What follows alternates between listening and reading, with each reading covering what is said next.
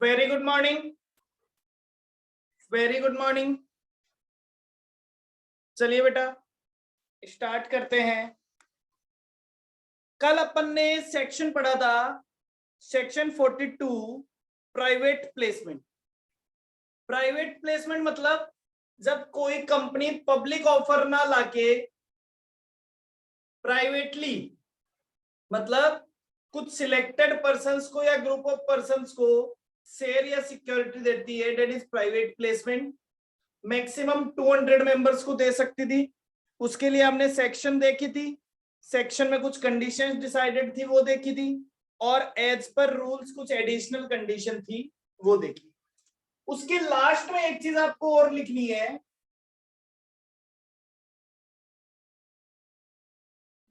Contravention.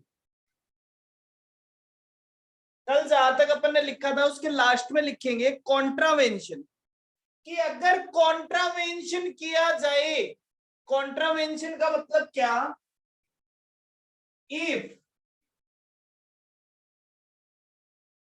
Company offer and accept money in contravention of section, contravention of this section, then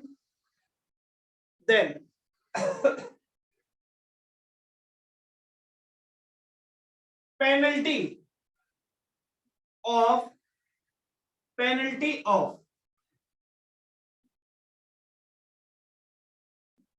amount of offer or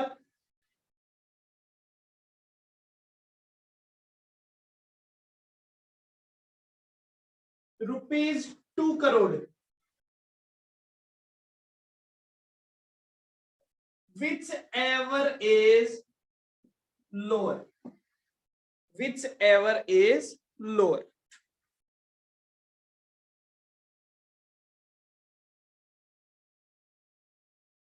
समझ गए मेरी बात कि साहब अगर कंपनी ने कोई कॉन्ट्रावेंशन किया, मतलब मान लो 200 से ज्यादा लोगों को ऑफर दे दिया, या फिर लॉ में जो कंडीशन दी गई थी उनको पूरा नहीं किया, पूरा किए बिना ही लोगों से पैसा ले लिया, तो फिर कंपनी को कितनी पेनल्टी देनी पड़ेगी, अमाउंट ऑफ ऑफर और ₹2 crore, which ever is lower, जो दोनों में से कम हो। ठीक है। एंड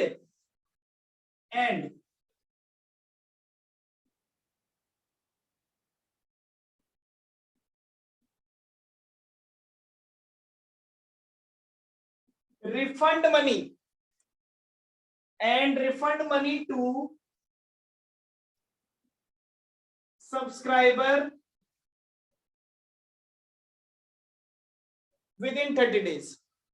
30 डेज में पैसा सब्सक्राइबर को रिफंड करना पड़ेगा। तो सिंपल सी बात क्या कहा जाता है, ये कहते हैं कि अगर आपने कोई ऐसा कॉन्ट्रावेंशन किया है, मतलब इस सेक्शन को फुलफिल नहीं किया और लोगों से पैसा एक्सेप्ट कर लिया, तो आप पे जितना ऑफर दिया है या 2 करोड़ रुपए, दोनों में से जो भी कम हो उतने की तो आप पे पेनल्टी लगाई जाएगी, और विद इन 30 डेज जिन जिन लोगों से आपने पैसा लिया है वो पैसा आपको रिफंड करना पड़ेगा। इसी के साथ हमारा प्राइवेट प्लेसमेंट पूरा हो जाता था। ये हमारे प्राइवेट प्लेसमेंट का लास्ट पॉइंट है। क्लियर?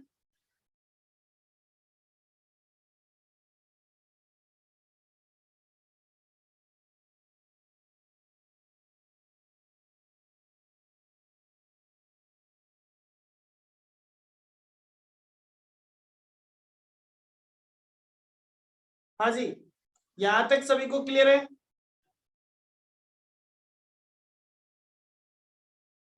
Kanika, yes sir. चलिए, तो अब हमारा जो बेटा नेक्स्ट टॉपिक आता है वो नेक्स्ट टॉपिक है शेयर कैपिटल। नेक्स्ट टॉपिक है शेयर कैपिटल। वैसे तो शेयर कैपिटल के बारे में जो डेफिनेशन पार्ट है वो सेक्शन 2 में दिया हुआ है, वहां पे भी शेयर कैपिटल की डेफिनेशन नहीं दी हुई है, वहां पे शेयर की डेफिनेशन दी हुई है। ठीक है, कि वहां पे आपको कौन सी डेफिनेशन दी हुई है, शेयर की डेफिनेशन दी हुई है। तो हमें एक तो शेयर की डेफिनेशन देखनी है, उसके बाद शेयर कितने टाइप के हो सकते हैं, कौन कौन से शेयर इश्यू किए जा सकते हैं, उनके साथ क्या क्या कंडीशन जुड़ी हुई होती है, वो सारी चीजें हमें देखनी है। डन। तो ये वाला लिख लीजिए, इसके बाद स्टार्ट करते हैं share capital.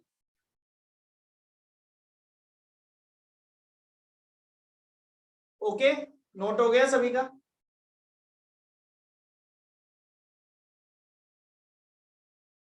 Priyanshi yes, okay, 1 minute wait कीजिएगा।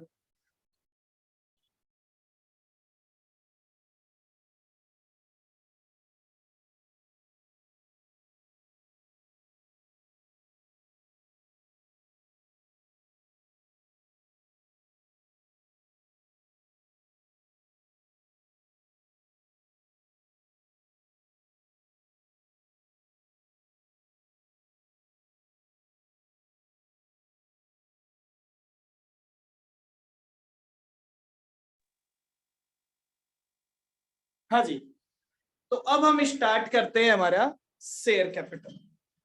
पहले आपको शेयर कैपिटल के बारे में थोड़ा सा नोट करना है। मैं आपको शेयर कैपिटल के बारे में जितनी चीजें हैं वो इन शॉर्ट पूरी एक डायग्राम में नोट करवा रहा हूं।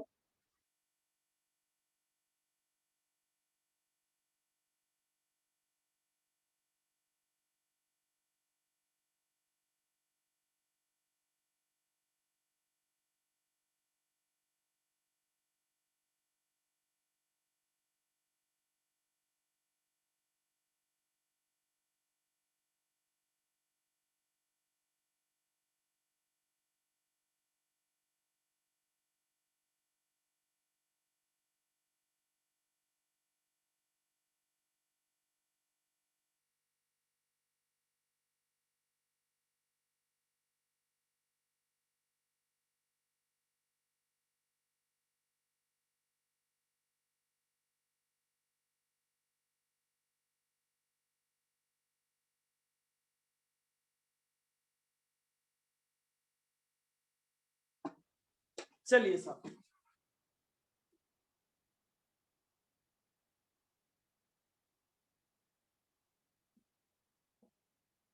Share capital, share capital.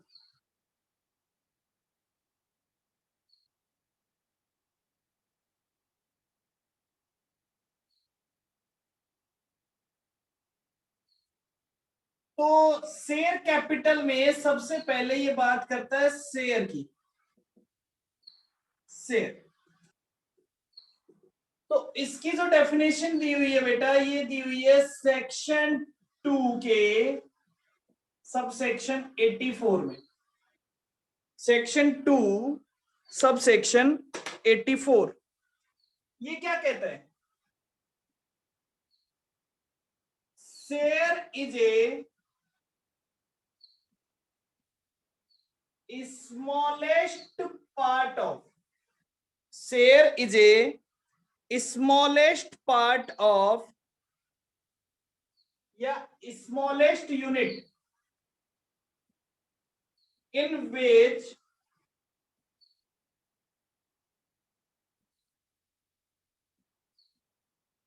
share capital is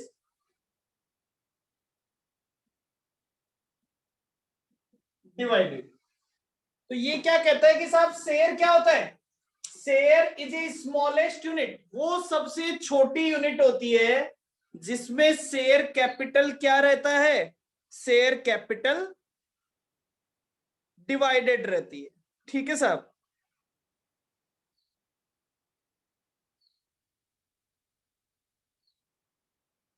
done.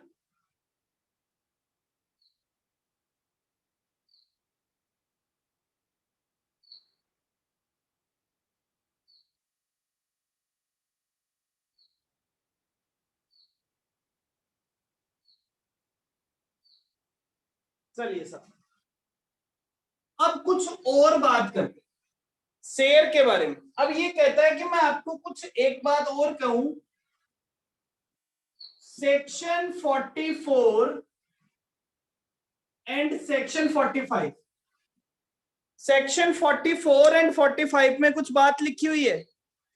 क्या कहता है साहब?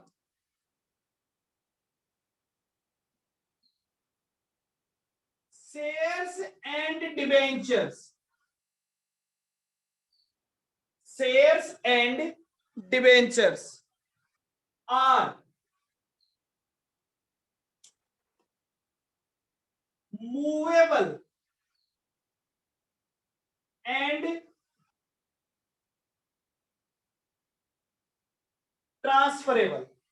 तो शेयर और डिबेंचर जो है वो मूवेबल और ट्रांसफरेबल होते हैं एज पर एओए।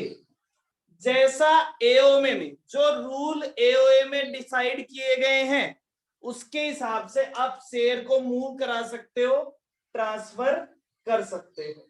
ठीक है, इसी में आगे बोला है every share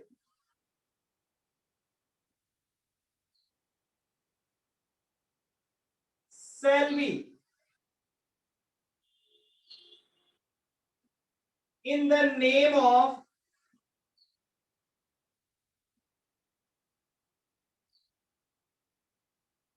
specified distinctive person। तो बेटा हर शेयर का अपना एक स्पेसिफाइड डिस्टिंक्टिव शेयर होल्डर होता है। हर एक शेयर किसी ना किसी शेयर होल्डर के नाम में होता है, किसी ना किसी पर्सन के नाम में होता है। आप ये नहीं कह सकते कि ये शेयर तो है और हमें ये पता ही नहीं है ये किसके नाम में है। हर एक शेयर किसी ना किसी पर्सन के नाम में होता है। डन? क्लियर?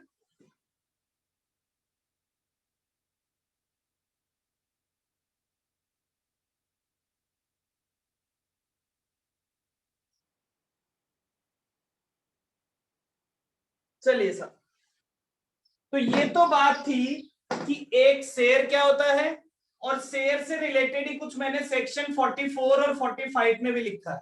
ठीक है, 44 और 45 को आगे चल के और आगे इलेबरेट करेंगे अपन। पहले हमने यहाँ पे इतनी बात कर ली। यहां तक कोई किसी को कोई कंफ्यूजन है? इस पॉइंट में किसी को कोई कंफ्यूजन है?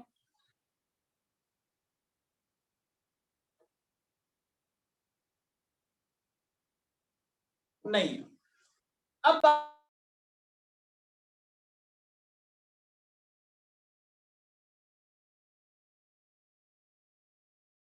43, सेक्शन 43, वो 43rd सेक्शन क्या कहता है?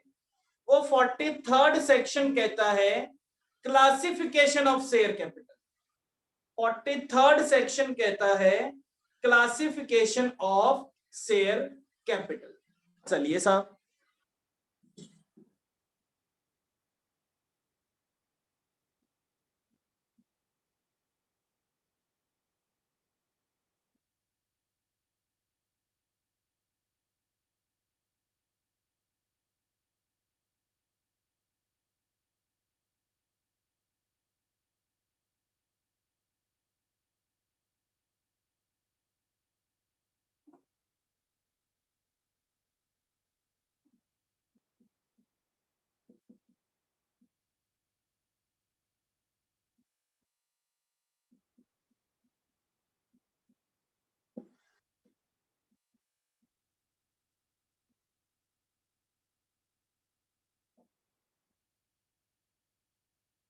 Classification of share capital.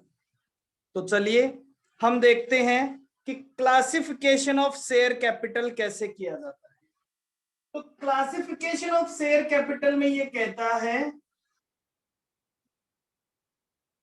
Authorised share capital.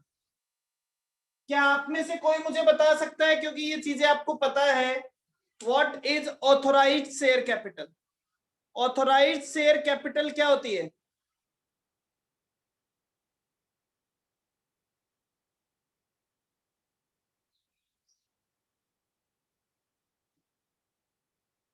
तो ये कहता है registered capital, authorised capital, registered capital को भी कहते हैं। तो it is A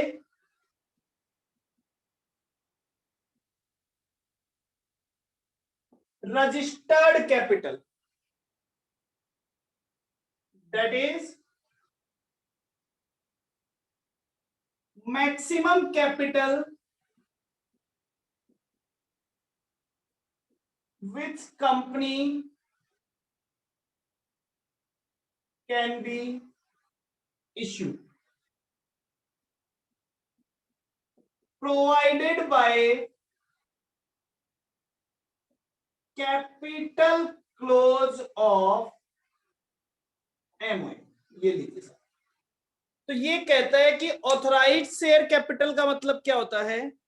authorised share capital का मतलब वो वाली कैपिटल, ऑथराइज्ड शेयर कैपिटल का मतलब वो वाली कैपिटल जिस कैपिटल से कंपनी रजिस्टर्ड होती है।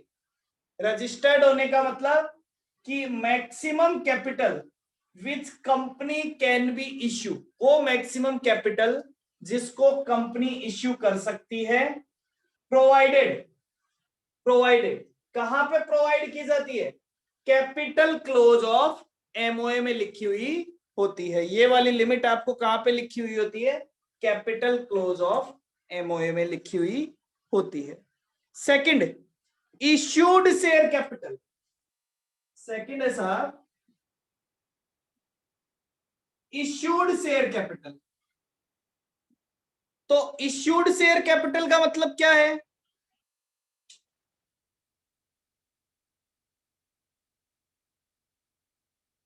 तो इश्यूड शेयर कैपिटल का मतलब है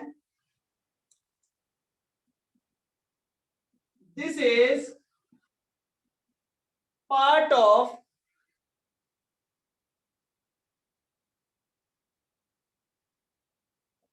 authorized share capital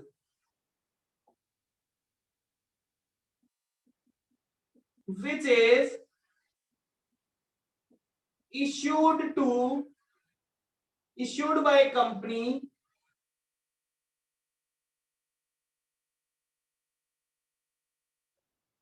to other person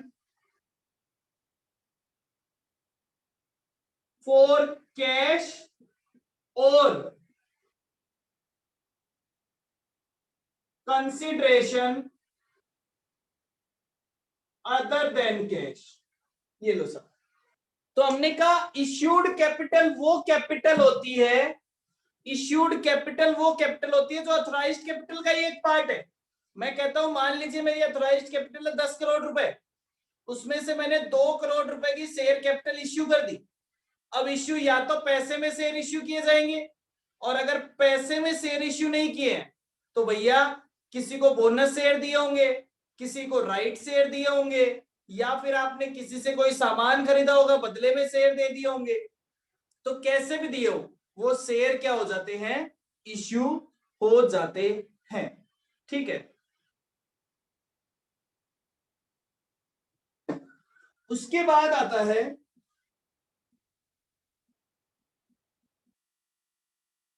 subscribed share capital.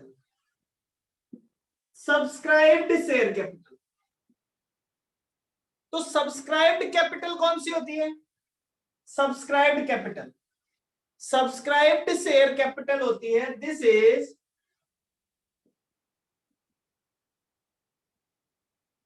Part of, this is part of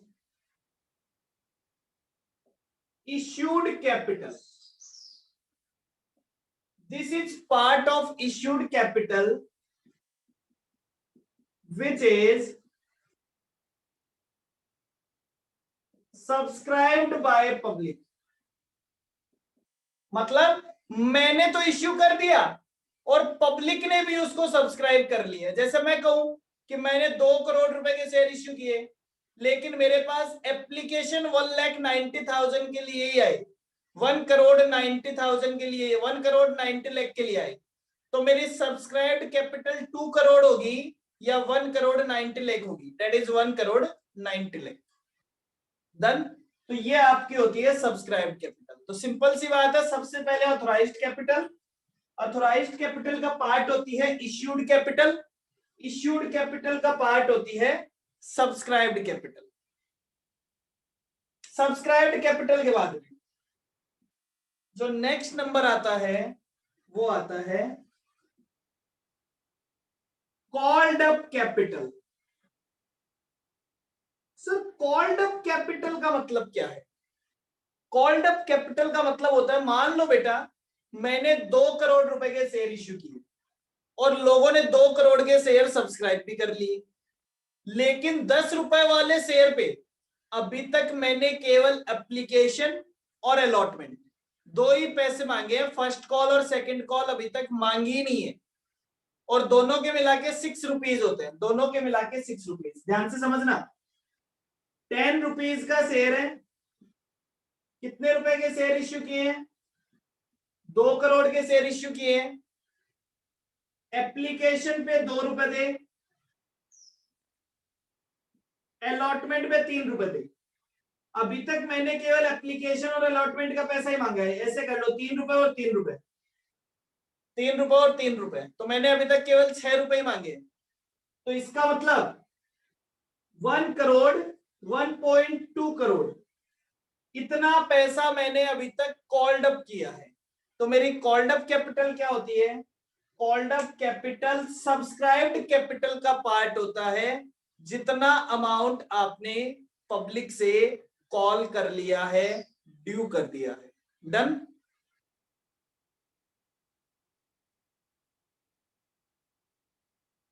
समझ गए कॉल्ड अप कैपिटल क्या है? तो called up capital it is part of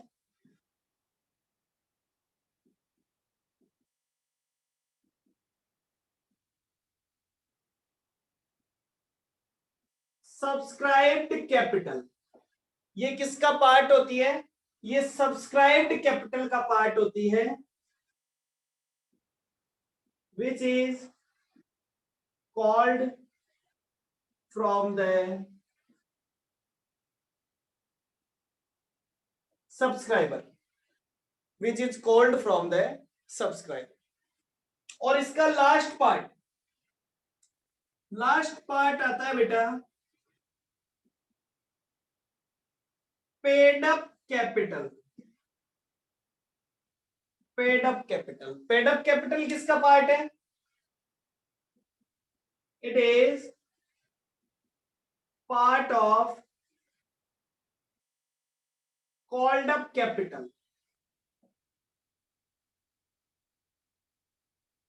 which paid by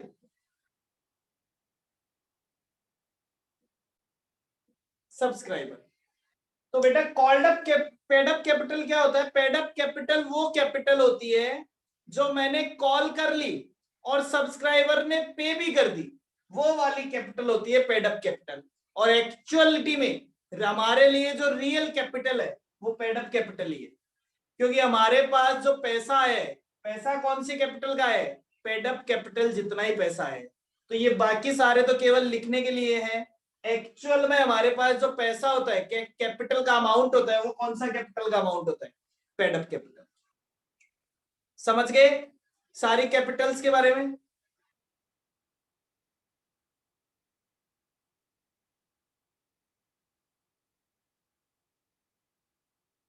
yes sir. अच्छा एक बात बताओ, called up capital, called up capital मैंने जितना पैसा मांगा और मुझे जितना पैसा मिला, अगर मुझे कोई पैसा नहीं मिला तो वो क्या कहलाता है?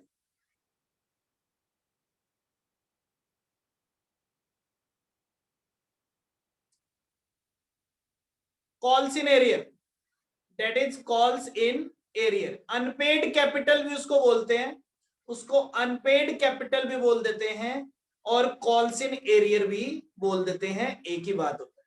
ठीक है। अच्छा मैंने पैसा कॉल ही नहीं किया फिर भी मुझे मिल गया, मैंने पैसा कॉल ही नहीं किया फिर भी मुझे मिल गया, calls in advance, that is calls in advance. ठीक है, चलिए ये दोनों बात आप जानते हैं, तो स्पेसिफिकली इनको लिखने की जरूरत नहीं है। ठीक है, ओके, ये क्लियर है क्या? यहां तक कुछ क्लियर है?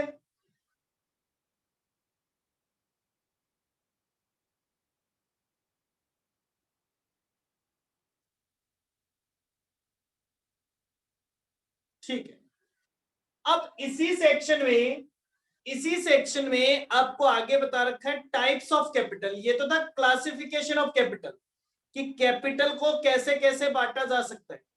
अब है टाइप्स ऑफ कैपिटल, कि कैपिटल में कौन कौन सी कैपिटल हो सकती है। कैपिटल में कौन कौन सी कैपिटल हो सकती है। इसको हटा दूं, नोट कर लिया सभी ने? इसको हटा दूं। आज की क्लास इजी है, ज्यादा टिपिकल क्लास नहीं है, क्योंकि ये सारी चीजें आपको पहले से पता है, इसलिए टिपिकल कुछ नहीं है, केवल हमें ये पता होना चाहिए बस। कल की क्लास में याद रखने वाले पॉइंट्स थे, इंपॉर्टेंट पॉइंट्स थे। आज वाली क्लास में ज्यादा याद रखने वाले पॉइंट्स नहीं है,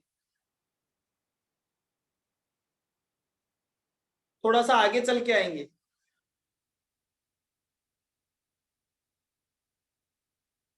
ये यहां से चलते चलते सेक्शन 70 तक जाएगा बेटा। ये टॉपिक जो 43 से स्टार्ट हुआ है, ये सेक्शन 70 तक चला जाएगा।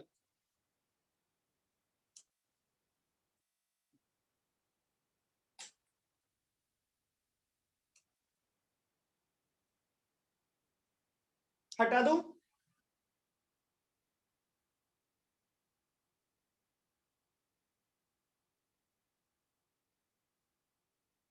Yes.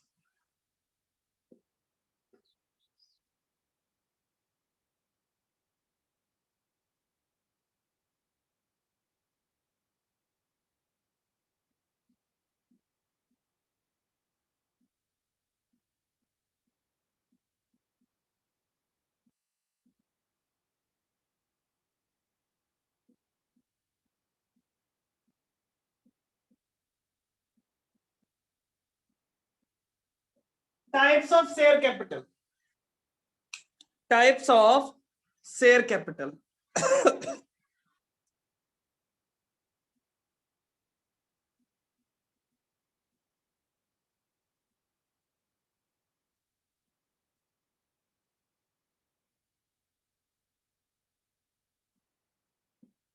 Preference share capital, preference share capital.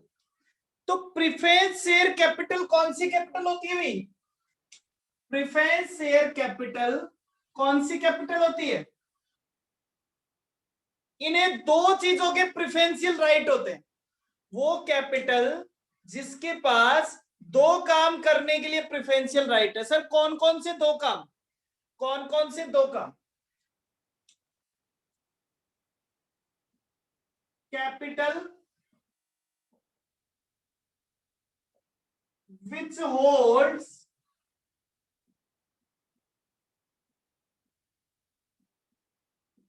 preferential right to receive dividend, preferential right to receive dividend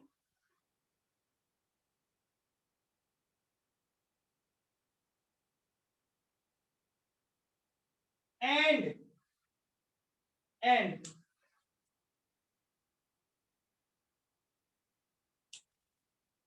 repayment of capital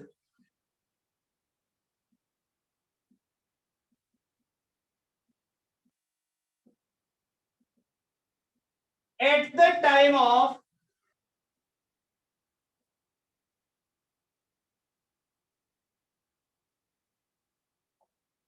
winding up of company, at the time of winding up of company।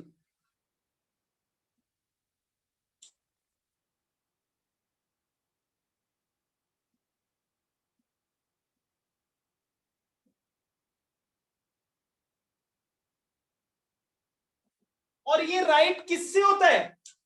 अच्छा एक बात बताओ, मैंने कहा preference share capital मतलब preference share holder जो है उनको दो चीजें पहले मिलेगी, उन्हें डिविडेंड पहले मिलेगा और अगर कंपनी बंद की जा रही है तो उन्हें अपनी कैपिटल का पैसा पहले मिलेगा। किससे पहले मिलेगा?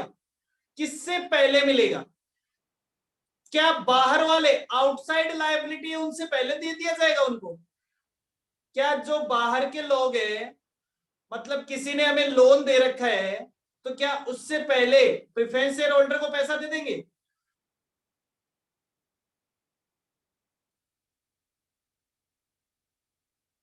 हमने एक आदमी से नहीं, उनको नहीं देंगे। चलो, मेरे इंप्लॉइज की सैलरी बाकी है, मेरे इंप्लॉइज की सैलरी बाकी है, क्या इंप्लॉय की सैलरी देने से पहले प्रेफरेंस शेयर होल्डर को पैसा दे देंगे? कंपनी बंद कर रहे हो आप, कंपनी बंद करते वक्त नहीं देंगे। गवर्नमेंट का टैक्सेस बाकी पड़े हैं, तो क्या गवर्नमेंट को टैक्सेस देने से पहले प्रेफरेंस शेयर होल्डर को पैसा दे दोगे? नहीं दोगे। जिन लोगों से आपने सामान उधार में खरीद रखा था, क्रेडिटर्स आपके, क्या क्रेडिटर्स को पैसा देने से पहले प्रेफरेंस शेयर होल्डर को दे दोगे? नहीं, इनको केवल इक्विटी शेयर होल्डर से पहले मिलता है, इनको केवल और केवल इक्विटी शेयर होल्डर से पैसा मिलता है। अब डिविडेंड तो दो ही जने लेते हैं, या तो प्रेफरेंस लेते हैं या इक्विटी लेते हैं, तो इक्विटी वालों से पहले डिविडेंड इनको दिया जाएगा। अगर कंपनी बंद कर रहे हो तो इक्विटी शेयर होल्डर से पहले पैसा किसको दिया जाएगा? प्रेफरेंस शेयर होल्डर को दिया जाएगा। क्लियर है? तो ये होती है preference share capital.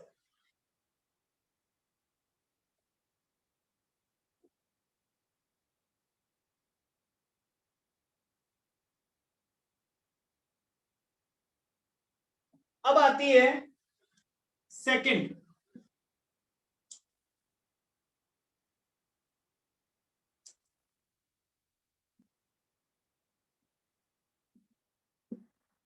Equity share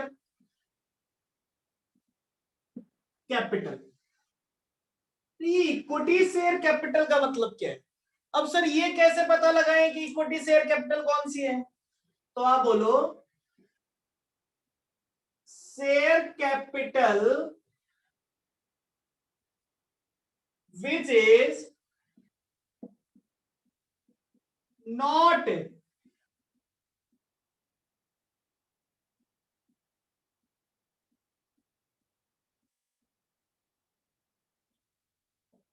preference share capital. तो वो वाली शेयर कैपिटल जो प्रेफरेंस शेयर कैपिटल नहीं है, वो वाली शेयर कैपिटल जो प्रेफरेंस शेयर कैपिटल नहीं है, विद विद मतलब और क्या चाहिए आपको? और क्या चाहिए आपको इसके साथ?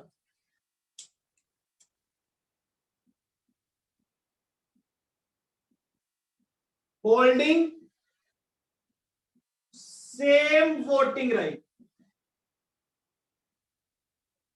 अब प्रेफरेंस शेयर कैपिटल हो सकती है कि सॉरी इक्विटी शेयर कैपिटल वो कैपिटल होती है जो प्रेफरेंस शेयर कैपिटल नहीं है। हाँ, सारे इक्विटी शेयर कैपिटल में सारे शेयर होल्डर्स के पास सेम वोटिंग राइट है। मतलब मेरे पास अगर एक इक्विटी शेयर है तो मेरा भी एक ही वोट है, किसी के पास दूसरे के पास एक इक्विटी शेयर है उसका भी एक ही वोट है, किसी के पास तीसरे आदमी के पास इक्विटी शेयर है उसका भी एक ही वोट है। लेकिन ऐसा भी हो सकता है कि अलग अलग वोटिंग राइट हो, अलग अलग वोटिंग राइट हो। तो बोलता है होल्डिंग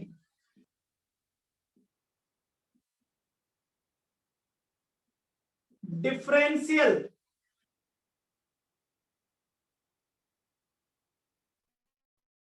वोटिंग राइट, इसे कहते हैं इसे कहते हैं DVR, differential voting right. Differential voting right का मतलब क्या है? डिफरेंशियल वोटिंग राइट का मतलब है कि साहब मेरे पास कुछ डिफरेंशियल राइट्स है, जैसे मेरे जो 100 रुपए का शेयर है, मेरे वोटिंग पावर्स अलग होते हैं, किसी दूसरे के पास जो 100 रुपए का शेयर है उसके वोटिंग राइट्स अलग है। ठीक है? जैसे मेरे पास 100 शेयर है, तो मेरा जो वेटेज माना जाएगा वो 100 का वेटेज माना जाएगा। उसके पास भी 100 शेयर है, लेकिन उसका वेटेज 50 का वेटेज माना जाएगा। तो इसका मतलब क्या है कि मेरे वोटिंग राइट्स ज्यादा हैं, किसी के वोटिंग राइट्स कम है। ठीक है, तो ऐसा भी हो सकता है, लेकिन डीवीआर नॉर्मली इश्यू नहीं होते। डीवीआर डिफरेंशियल वोटिंग राइट के साथ अगर आप अलग अलग लोगों को अलग अलग राइट देना चाहते हो, शेयर अलग अलग शेयर होल्डर्स को अलग अलग राइट देना चाहते हो, तो आपको कुछ स्पेसिफिक कंडीशन को पूरा करना पड़ता है, तभी आप वो राइट्स दे सकते हो। डन।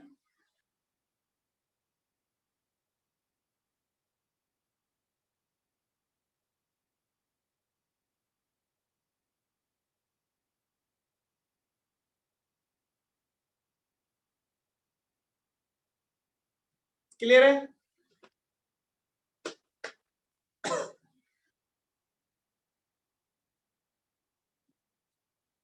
एक नोट लिख लो। Note, this section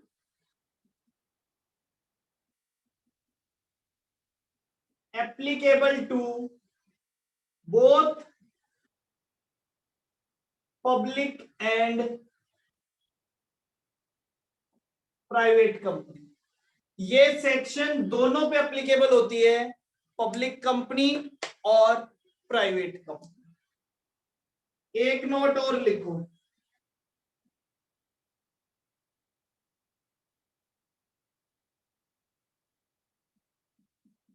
not applicable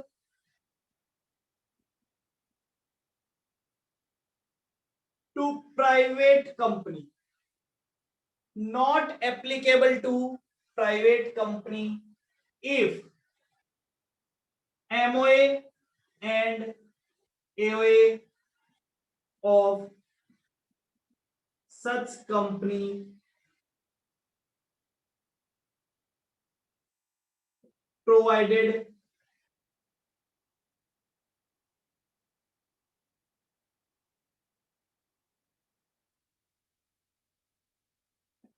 provide।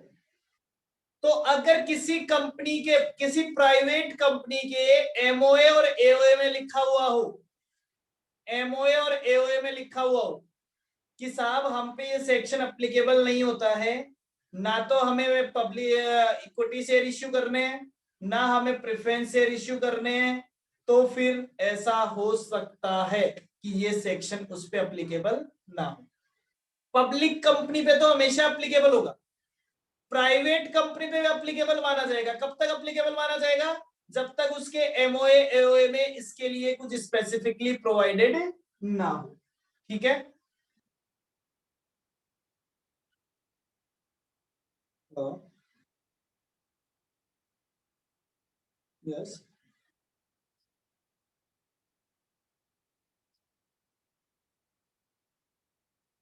Ma'am just second, 1 minute wait कीजिएगा।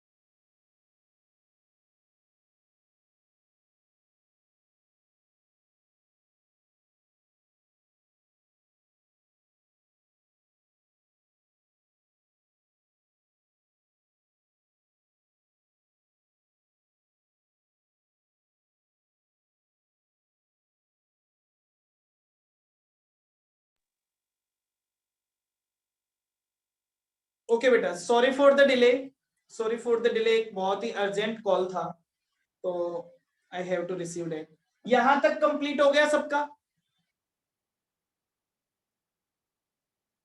देखो मैंने यहाँ पे दो चीजें बोली है कि ये वाली जो सेक्शन है ये पब्लिक कंपनी पे भी एप्लीकेबल होती है, ये प्राइवेट कंपनी पे भी एप्लीकेबल, ये प्राइवेट कंपनी पे एप्लीकेबल नहीं होगी अगर उसके एमओए एओए में मेंशन है तो।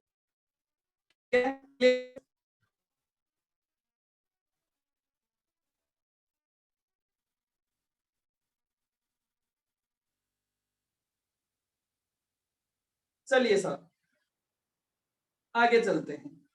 अब बात आती है कि ये जो डिफरेंशियल राइट वाले हैं, हमने कहा डिफरेंशियल राइट, तो डिफरेंशियल वोटिंग राइट वाले शेयर होने के लिए, डिफरेंशियल वोटिंग राइट वाली इक्विटी शेयर कैपिटल होने के लिए आपको कुछ कंडीशन पूरी करनी पड़ेगी। और वो कंडीशन कहां पे लिखी हुई है? वो कंडीशन लिखी हुई है रूल 4 में, रूल 4 में वो कंडीशन लिखी हुई है।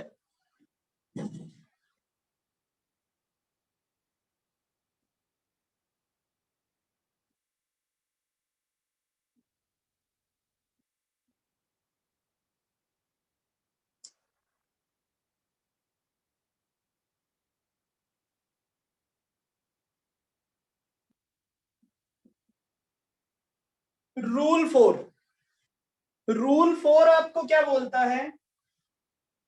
रूल 4 आपको कहता है,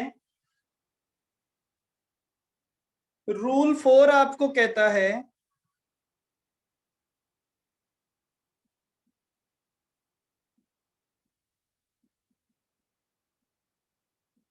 legal requirement, legal requirement for the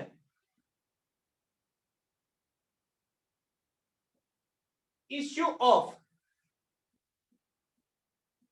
share with DVR. मतलब आपको कौन कौन सी लीगल रिक्वायरमेंट पूरी करनी पड़ेगी डीवीआर के साथ शेयर इश्यू करने के लिए?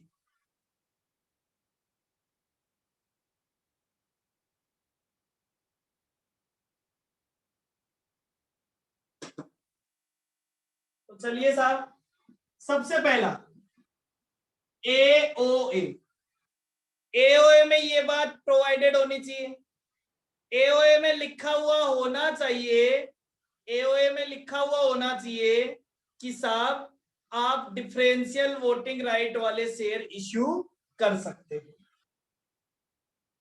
अगर एओ में नहीं लिखा हुआ देन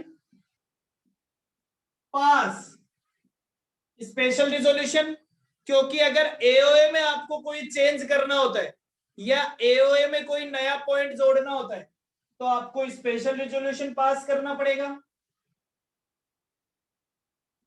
सॉरी मैं लिखता हूं if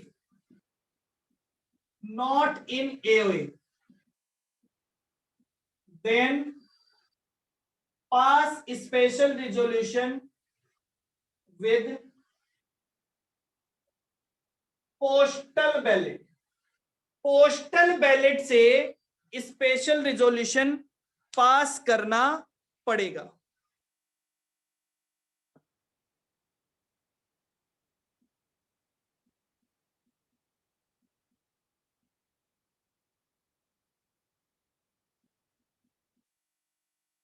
record of distribution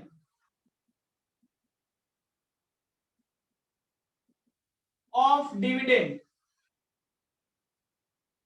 of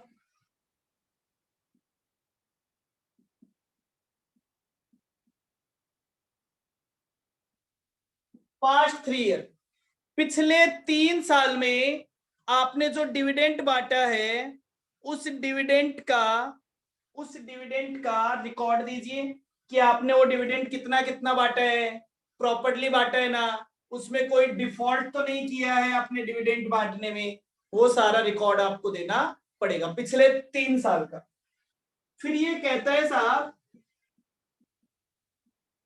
maximum 26% of DVR of equity share capital. Equity share capital का मैक्सिमम 26% शेयर ऐसे हो सकते हैं जो कि डिफरेंशियल वोटिंग राइट वाले हो, उससे ज्यादा नहीं हो सकते। जैसे मेरी कंपनी की पूरी कैपिटल अगर 100 करोड़ रुपए है तो उसमें से केवल 26 करोड़ के शेयर ऐसे हो सकते हैं जिनको डिफरेंशियल वोटिंग राइट दिए जाए। Done.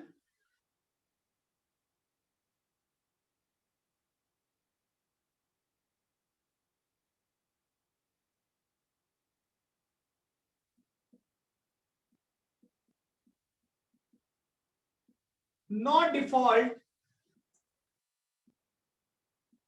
In debenture interest and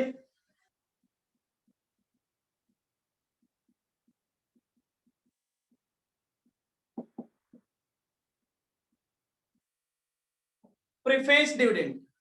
debenture के इंटरेस्ट के पेमेंट में कोई डिफॉल्ट नहीं होना चाहिए और कोई भी इन प्रेफरेंस डिविडेंड के पेमेंट में डिफॉल्ट नहीं होना चाहिए।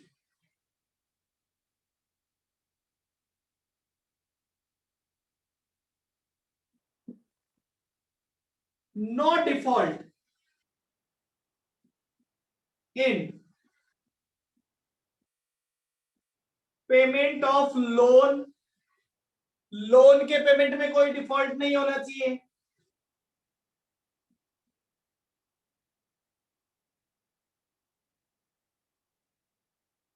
Statutory dues of employ. Employ की स्टेट्यूटरी ड्यूज जैसे उनका पीएफ का पैसा,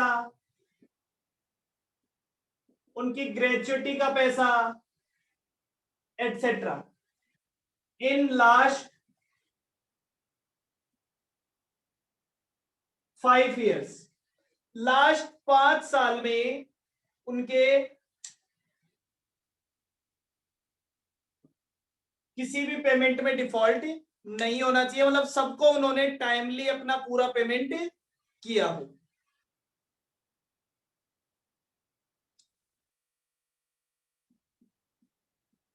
no penalty from SEBI. SEBI से कोई पेनल्टी नहीं लगी हो, आरबीआई से कोई पेनल्टी नहीं लगी हो, एससीआरए, एससीआरए सिक्योरिटीज एक्ट में उन्हें कोई पेनल्टी नहीं लगी हो, FEMA foreign exchange and money laundering और एनी अदर एक्ट, उन्हें किसी एक्ट में कोई पेनल्टी नहीं लगी हो इन लास्ट 3 years। तो देखो सब जगह 3 साल है, केवल लोन और स्टेट्यूटरी ड्यूज में 5 साल है। सब जगह 3 साल है, केवल लोन और स्टेट्यूटरी ड्यूज में 5 साल है। डन। फटाफट से नोट कर लो।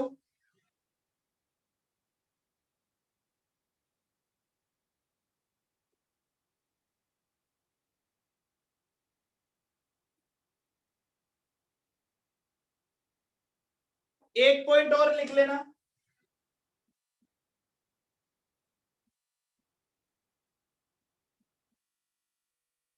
No default in submit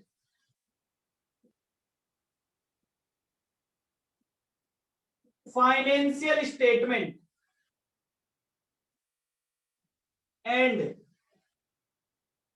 audit report in last 3 years।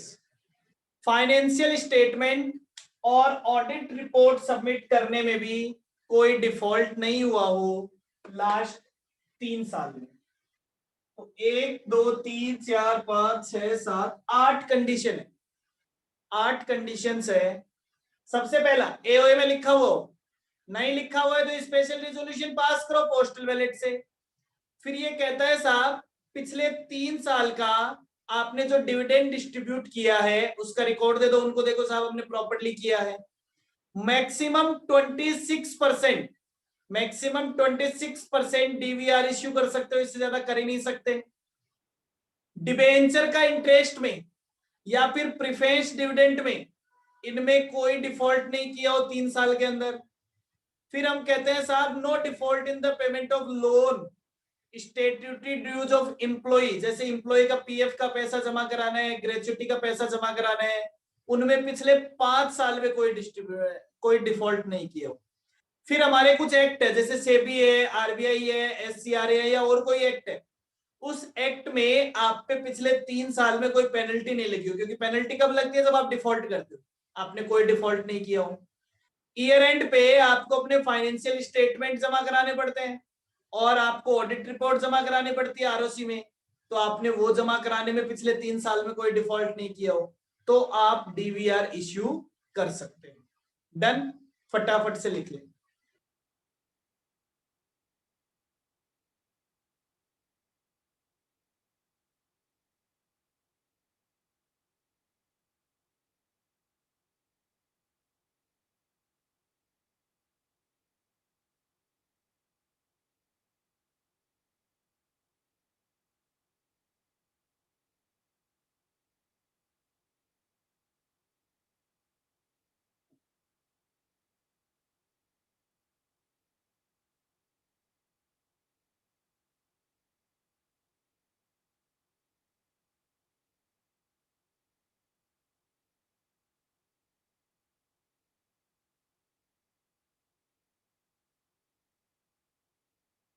Clear है?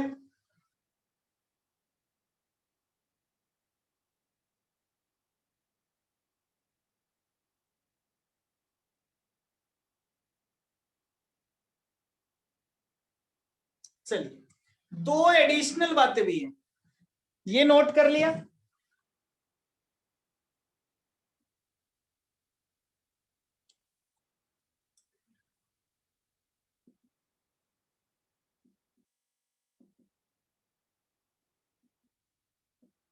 एडिशनल प्रोविजन नोट देके भी लिख सकते हैं, नोट देके भी लिख सकते हैं, एडिशनल प्रोविजन भी लिख सकते हैं, कंडीशन नहीं है, एडिशनल प्रोविजन है। ठीक है, पहला नो कन्वर्जन इज अलाउड, कोई कन्वर्जन अलाउड नहीं होगा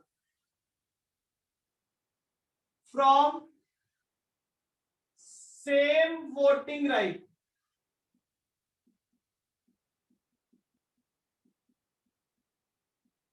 to DVR, no conversion is allowed from same voting right to DVR.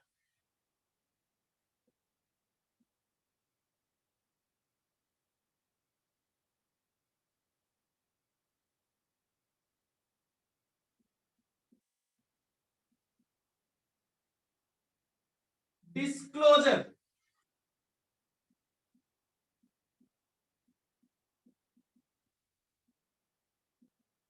Requirement of issue, issue की डिस्क्लोजर रिक्वायरमेंट्स क्या क्या है? इश्यू में आप जब आप ऐसे शेयर इश्यू करते हैं तो आपको क्या क्या डिस्क्लोज करना पड़ेगा?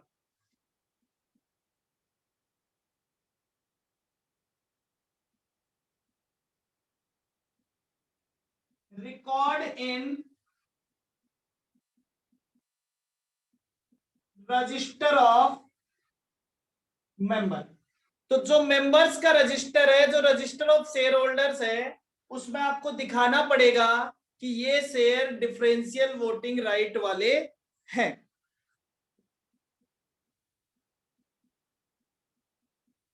नोटिस ऑफ जनरल मीटिंग, जब ये शेयर्स इश्यू किए जा रहे थे तो इनके लिए जनरल मीटिंग जो रखी गई थी उसका नोटिस में लिखना पड़ेगा। और explanatory statement, with notice, notice के साथ एक्सप्लेनेटरी स्टेटमेंट लगाना पड़ेगा, नोटिस के साथ एक्सप्लेनेटरी स्टेटमेंट लगाना पड़ेगा कि साथ हम जनरल मीटिंग बुला रहे हैं क्योंकि हम डीवीआर इश्यू करना चाहते हैं, इतने % डीवीआर इश्यू करना चाहते हैं या ये डीवीआर इश्यू करना चाहते हैं, और इसके लिए हमने सारी कंडीशन को फुलफिल कर लिया है। डन। एक्सप्लेनेटरी स्टेटमेंट का मतलब होता है मीटिंग में जो काम आप करने वाले हो उसकी सारी डिटेल्स देना, वो लिखी जाती है एक्सप्लेनेटरी स्टेटमेंट। ठीक है, आपने ये तो नोटिस भेज दिया कि चलो कल मीटिंग है, मीटिंग में आना है, लेकिन मीटिंग में क्यों आना है वो बात बताई जाती है एक्सप्लेनेटरी स्टेटमेंट। क्लियर?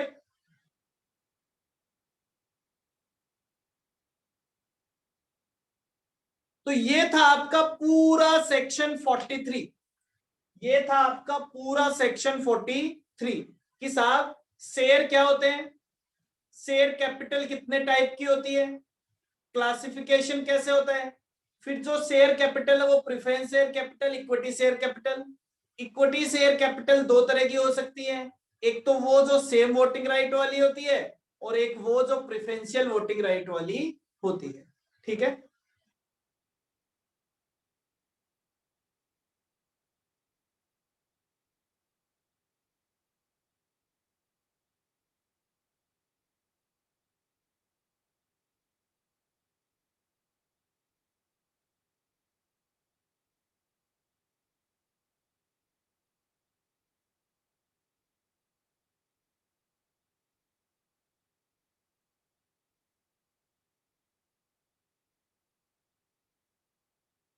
क्लियर है? चलिए, तो बस आज के लिए इतना ही, आज के लिए इतना ही। एक सेकंड वेट कीजिएगा।